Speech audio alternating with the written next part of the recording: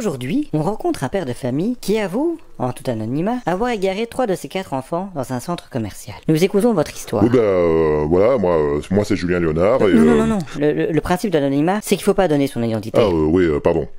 C'est un peu difficile à raconter, vous voyez.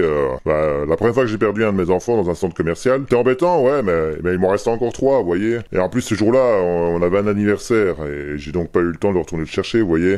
Puis, quelques jours plus tard, j'en ai perdu un deuxième, voilà. Je peux vous dire que ça a créé un froid chez nous, hein. Et il y avait beaucoup plus de silence, hein. Mais c'était peut-être dû aussi au fait qu'on avait 2 enfants en moins. Et vous n'êtes pas retourné le chercher? Non, on avait encore un anniversaire. Je crois qu'avec du recul, j'avoue maintenant on aurait peut-être pu postposer, étant donné que on fêtait l'anniversaire du petit qu'on venait de perdre en fait. Et votre femme? Oh, pour elle je m'inquiète pas trop, vous savez, elle connaît le chemin de la maison si jamais Non, je voulais dire, que pense-elle de tout ça? Oh, elle me fait la gueule, hein.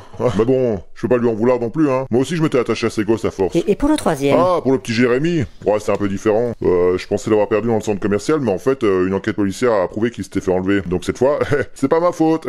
Et s'ils reviennent un jour? Ah ça c'est un peu compliqué, vous voyez. C'est une éventualité que j'ai pas vraiment pris en compte.